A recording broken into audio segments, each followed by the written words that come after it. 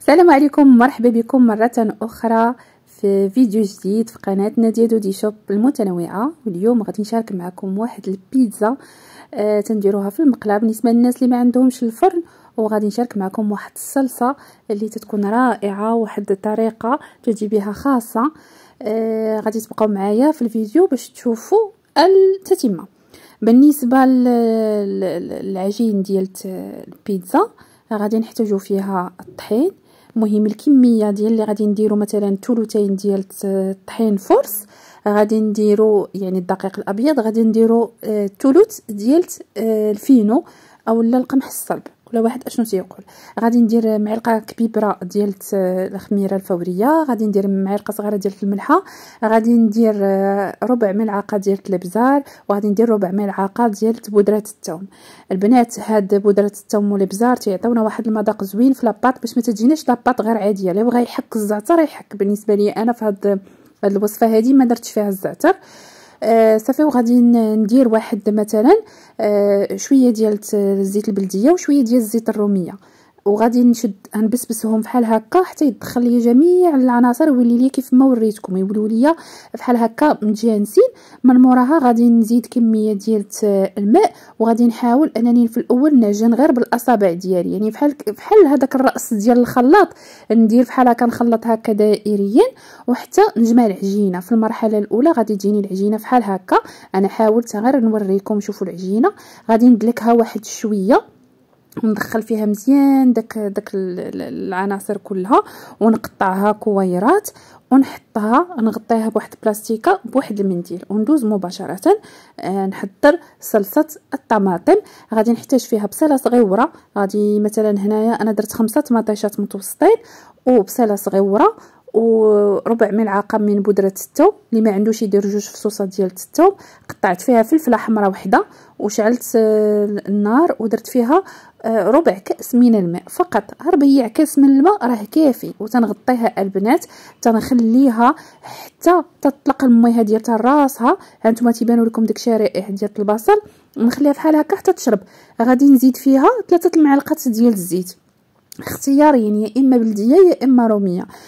ومن براها البنات غادي نشدها، غادي نخليها تبرد غير واحد هكا 2 دقائق ولا 3، وغادي نميكسيها بالميكسور. هانتوما شوفوا البنات راهي راه شربات هذاك المياه ديالتها.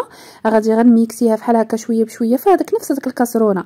انا البنات ما تنصفيها ما والو، راه تطحن كامل، راه ما تيبقى فيها حتى حاجه. هنا غادي يجيكم اللون ديالها ماشي احمر بزاف حيت فيها شويه البصله، داكشي علاش. غادي نزيد واحد معلقه كبيره ديال لاصوص طوماط، وغادي نبقى نحرك بحال هكا ونرجعها غير واحد 3 دقائق ولا 2 دقائق بيد ما وجدت لي الصلصه. وها هي الصلصه واجده. نحضر نصيب بها اي حاجه بغيت، اي حاجه حشوه اولا بيتزا اولا، ونقدر نحتفظ فيها بالثلاجه لواحد المده الاسبوع ولا 10 ايام. صافي. غادي ندير هنا غادي نقطع البصل عفوا الفلفله ديالتي حمراء وخضراء، درت فيها معلقه ديال الزعتر محكوك، درت فيها شويه بودره الثوم وبودره البصل، شويه ديال التحميره، شويه البزار ومليحه. هادو هما التوابل اللي درت في هاد الفلفله بحال هكا، ونخليها تتشحر ليا في هذاك شويه ديال الزويته. من موراها غادي نصفي داك الزيت، لانه ما خصش يبقى لينا. ضروري تديروا باش هي الفلفله مع تطلق الماء ديالها خاصها ضروري تحمر بحال هكا. هانتوما البنات بيت ما كملت هذاك الشيء تنرجع للعجينه. علاش خاصني نديرها هي الاولى؟ باش ترتاح ليا. هانتوما شوفوا القويرات شويه تزادوا في الحجم ديالهم ولاو رطيط باين، يعطوني الطوع. غادي نشد الفينو، غادي نقرصها بالفينو. غادي نقرص في الاول شويه هكا بيديه، ومن موراها غادي ندير المدلك. هانتوما راه تعطي الطوع بواحد الطريقه اللي تجيكم سهله. انا غنخليكم مع يعني مع التتمه، راه تنكملهم تقريبا حتى تنقرص بحال هكا واحد 5 اولا 4. انا حيت درت كميه خرجت ليا تبارك الله شي 10 ولا 11. وانتم ديروا على حسب الكميه اللي بغيتو. صافي بحال هكا. هانتوما شتي تنقرصهم نحطهم حدايا في البوطاجي، ما يطرى لهم حتى شي حاجه. نشدهم نثقبهم بالشوكه ونوجد كلشي. نسخن المقله ديالتي ونبدا نحط. غير هي حاجه وحده في المقله غادي نحمرها البنات غير جهه وحده. ما غاديش نحمر الجهتين، فقط جهه واحده اللي غنحمر. علاش؟ هذيك الجهه اللي غادي نحمرها هي اللي غادي ندير فوق منها لقامه ولا صوص، باش منين نبغي يدبل ليا داك الفرomage ويدبل ليا داكشي اللي حطيت فوق منها، غادي نطيبها على الجهه الاخرى. دابا انا هنا كيف ما شفتوا طيبت غير جهه واحده، والجهه الاخرى غادي نخليها بيضه صافي، حتى ندير تقريبا الكميه كامله اللي عندي اللي بغيت. عاد نبدا نوجد البليصه اللي غادي نحط فيها داكشي اللي غادي ندير من الفوق. فحال هنا لاصوص انا درت بصيله خضراء، الطون والفلفله والفرماج، درت نصف كميه موزاريلا ونصف كميه فرماج احمر. غادي ندير بحال هكا 2 معالق 3 المعالق على حساب الدواره نتوما كيفاش درتوها، يعني الحجم ديال البيتزا ديالكم كيفاش درتوها. كيف ما شفتوا البلاصه اللي محمره هي اللي تندير عليها الحشوه. غادي نطلقها مزيان وغادي ندير عليها جميع العناصر ونستفهم حتى هما حدايا، باش منين تطيب ليا الاخرى تنهز الاخرى مباشره وتنحطها. هذه هي الطريقه. راه والله البنات غادي تجربوها وغادي تشوفوا راه فيها واحد البنه خطيره. صافي بحال هكا غادي نستمر في الوضع ديال انا حاولت نقرب لكم باش تشوفوا لاصوص كيفاش تدهن. يعني ما تندهنوش على الجهه الخضراء، تندهنوا على الجهه اللي تتكون طيبه. تقدروا ديروا كفته، تقدروا ديروا دجاج، تقدروا ديروا لاداند. انا البنات منين تنكون عيانه وما خصنيش ندير مجهود كبير تنخدم غير الطون والبصله، ما تنبغيش نشحرها. هذه بحال دابا حنا في وقت البصله الخضاريه اصلا تناكلوها في لا سالاد خضره، يعني نقدروا نخدموا بها غير بحال هكا وصافي. وتنبقى نوزع داك المسائل ديالتي.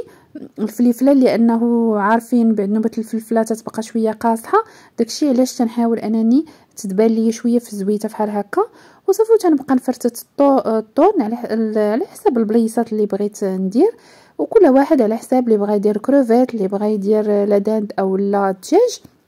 تتبقى مساله اختياريه وعلى حسب داكشي اللي عندك موجود. حتى السوسيس تيجي بها زوين بحال هكا، طيبي السوسيس كامل وتشديه تقطعي شرائح وتحطيه فيها، اولا ديريها غير بالكاشير.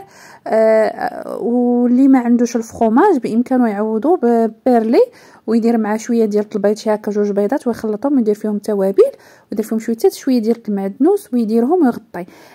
ضروري ما تغطيو عليها بشي حاجه، علاش؟ حيت خاصها تتعرك باش يرجع عليها هذاك الحراره ويذوب لينا الفرماج. هانتوما البنات تتخرج فيها هذاك ريحه هذيك الحريق ديال هذوك الحبيبات اللي تيكونوا من التحت، تتخرج بحال راها كاينه في هذاك الفران ديال العواد. هانتوما البنات هي البيتزا ديالتنا، صورتها لكم مباشره تبارك الله سخونه وتتجي رقيقه ومورقه من الوسط. المذاق ديالها رائع، وان شاء الله غادي تجربوها وتردوا عليا الخبار وتقولوا لي كيفاش جاتكم. وتنتمنى انني نكون فدتكم ولو شويه، لان هذه طريقه اللي ما عندوش الفران يقدر يديرها، واخا تكون عندك الفران تبغي ديريها الطريقه حيت فيها واحد المذاق مميز وشكل اخر، وحتى بالنسبه للوليدات غادي تعجبهم. يلا البنات، بسلامه عليكم.